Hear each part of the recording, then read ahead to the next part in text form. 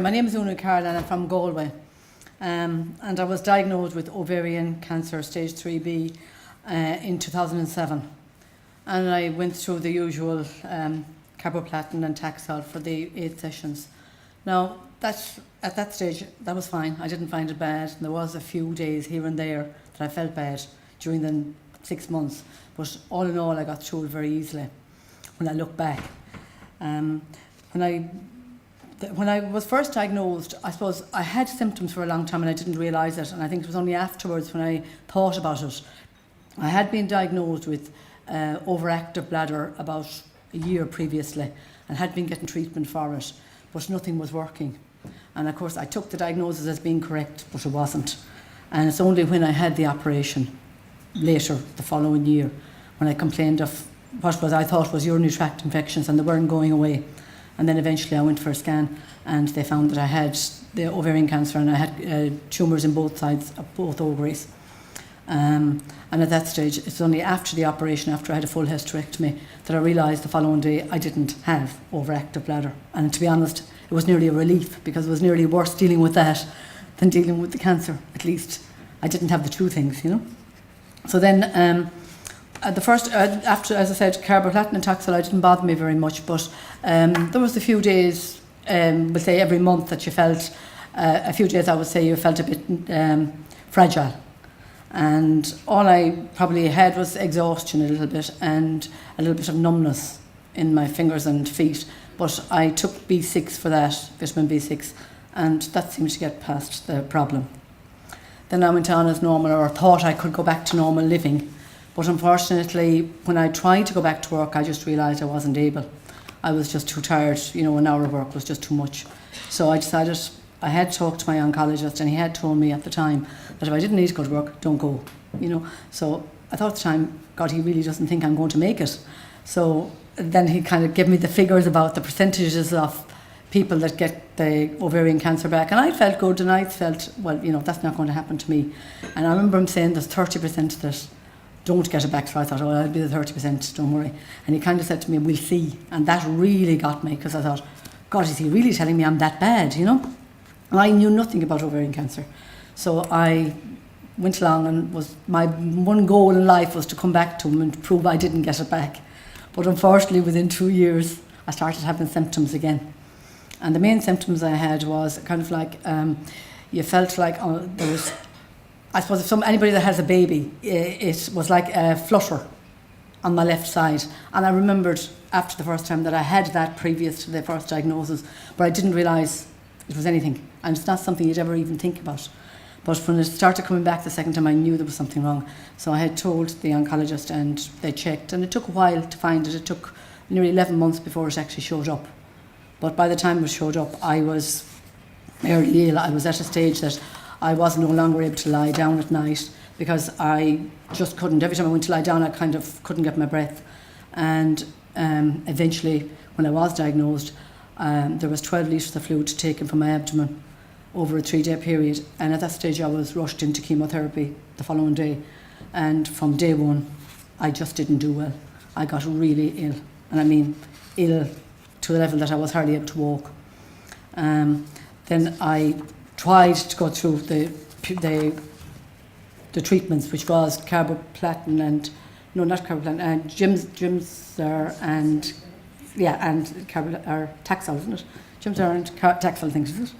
And I was supposed to have 8 sessions by 2, but I didn't. I took the first one and I got through the first one, but after that, the second one, I just didn't make it. I made every second one, and I ended up having blood transfusions regularly, on antibiotics for a month at a time, neutropenic the whole time. I just was struggling now to get there at all, and I ended up a lot in hospital. So I went in after the 6th round to tell the oncologist I wasn't taking any more. I couldn't take it.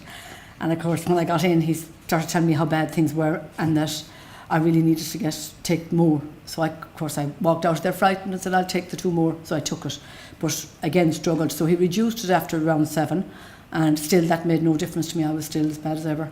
So then he just said I'd have to go on Calyx for 8 sessions.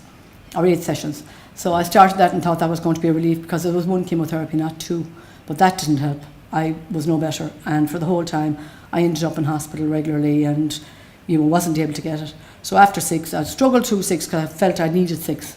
I took the 6th and I said, that's it. And I went in to stop it. So he thought I was mad on the day I went in, but I said, no, I can't do it. I said, otherwise you'll kill me. And I remember my husband was the one that said to him how bad I was at that stage. He said, oh, in that case, I won't give it to you at all. So it took him to make him realise how bad I was. So I left there and I went home. And during the time I had been ill, I knew I couldn't go much further.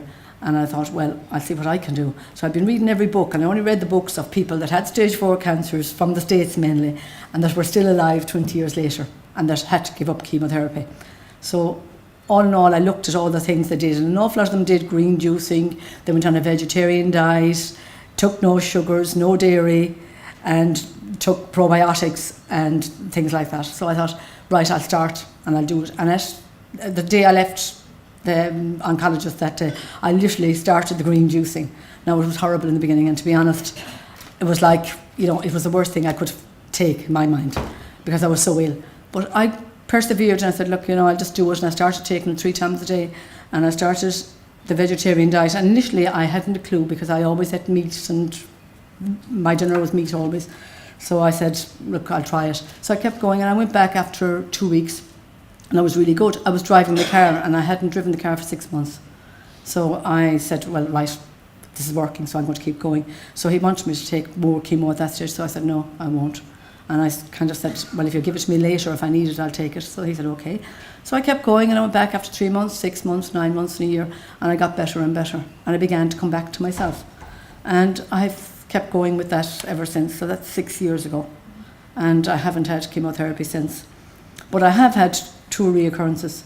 I've had a lymph node taken out in 2014. I started to feel signs again, and I was checked, and there was just the one lymph node. They didn't find anything else. And then again last year, I found on the right hand side this time, I felt the same feeling, and I just had surgery there last May, and I had soft tissue, little piece of soft tissue taken out, and he said again it's only in the one spot and nothing else.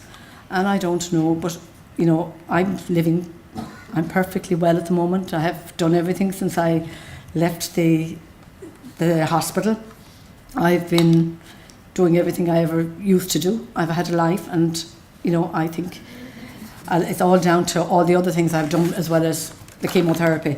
I hope I don't ever have to take chemotherapy again, but if I do, and if there's new treatments that mightn't be as invasive to me, I will certainly take them if I have to. But in the meantime, I've kind of continued along that sort of a life, taking the green juices. Now, I haven't been as good on the diet. I have broke out and taken the sugar things and things like that because I love sweet things. But I'm trying to get back on track again.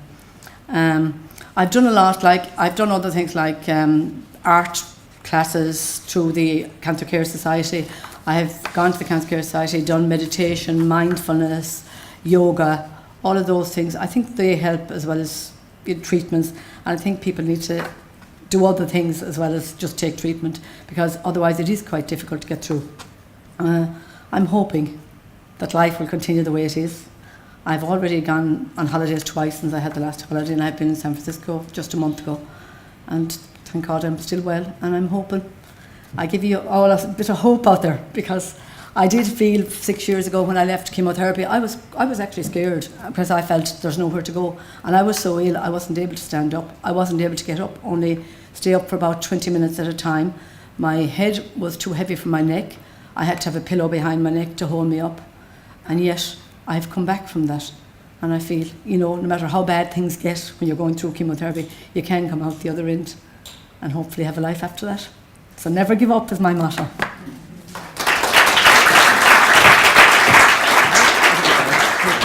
But if I do, and if there's new treatments that mightn't be as invasive to me, I will certainly take them if I have to.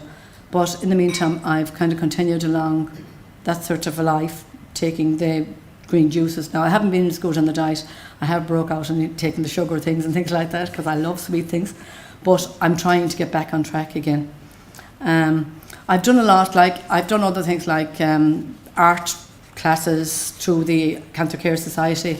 I have gone to the Cancer Care Society, done meditation, mindfulness, yoga, all of those things. I think they help as well as treatments, and I think people need to do other things as well as just take treatment, because otherwise it is quite difficult to get through. I'm hoping that life will continue the way it is. I've already gone on holidays twice since I had the last holiday, and I've been in San Francisco just a month ago, and thank God I'm still well, and I'm hoping. I give you all a bit of hope out there, because I did feel 6 years ago when I left chemotherapy, I was actually scared, because I felt there's nowhere to go, and I was so ill I wasn't able to stand up, I wasn't able to get up, only stay up for about 20 minutes at a time.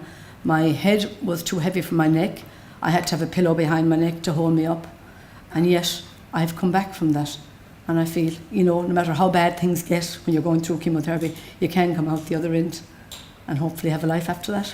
So never give up is my motto.